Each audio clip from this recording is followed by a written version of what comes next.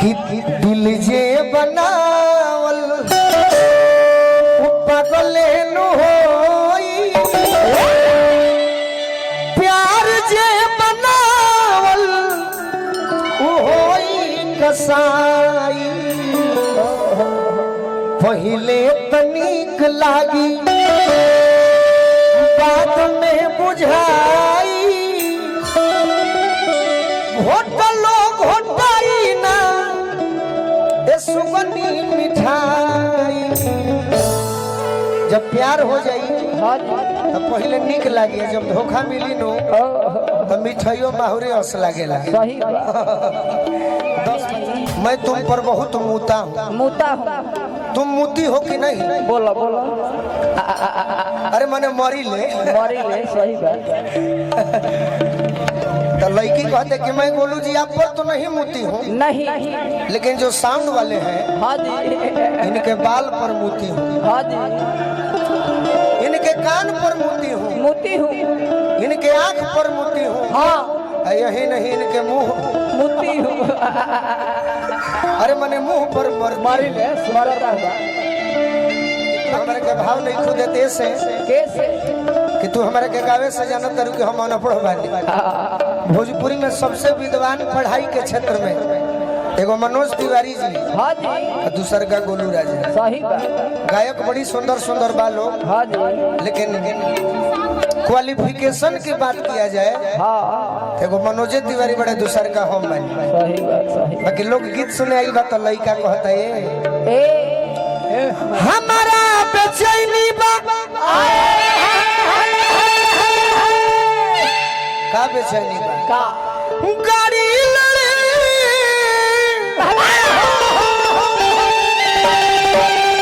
अरे तोरा ई खाती के ओरिचन गड़े। हमारा बेचैनी बा गाड़ी लड़े, हाँ जी, और तोरा ई खाती के ओरिजिन गड़े, ओरिचन गड़े। देहाती लड़का है ना बुझाए कि तारा से कैसे प्यार करे के बा, यही से तनी लफुए टाइप बन के कहतनी अरे कि चलो गोरी प्यार करी आज खोहे खोहे चलो गोरी प्यार करी आज खोहे खोहे।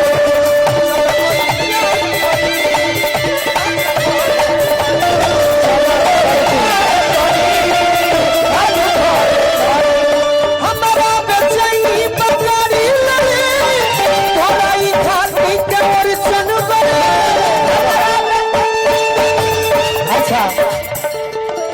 अच्छा यहाँ के एगो आदमी हमारे मिलल बनी है सोनपा गांव में, हाँ जी, जे चाहता नहीं कि हम आरजेडी के गीत गाई करौरा सब भी चाहता नहीं कि हम गीतिया गा दी। पहले हमार सुन ली तो पार्टी के गीत हो, लालू जी के ऊपर गीत हो, तेजस्वी जी के ऊपर बात, कांग्रेस में हमारे विश्वनाथ भैया बानी हम गा दे, हाँ जी, बाकी अभी गाई तो बिगड़ जाए। सही बात। और लालू जी के गीत हम 50 रुपया बना गए ना 2100 रुपया देव तब गए, पहले देव तो सही या तो रहत रह रात में। अरे चलो गोरी प्यार करे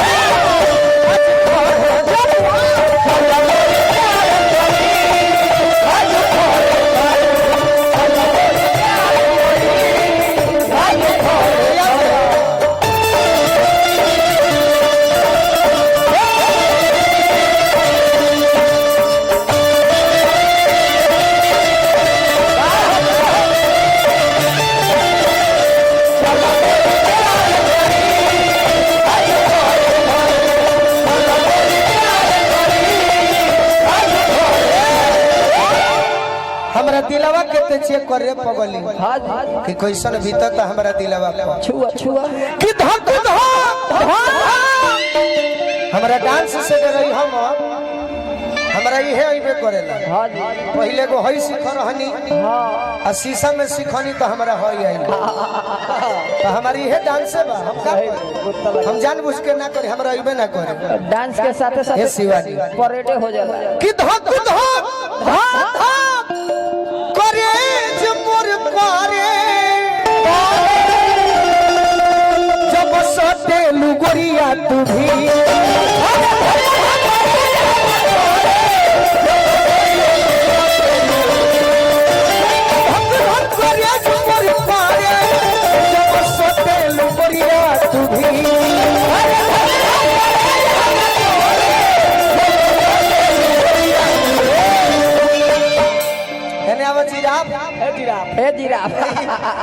जिराफ ले खाता ना लाम भी है ऐसे बोले के नहीं खा मन कर एनाकोंडा कि धक धक करे मोर करे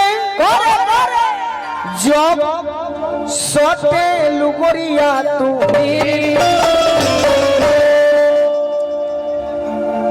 अगर ढेर चाहत रु तो कहीं काम का 20 मिनट खातिर कह दो कि जवानी तू हमरा के फिर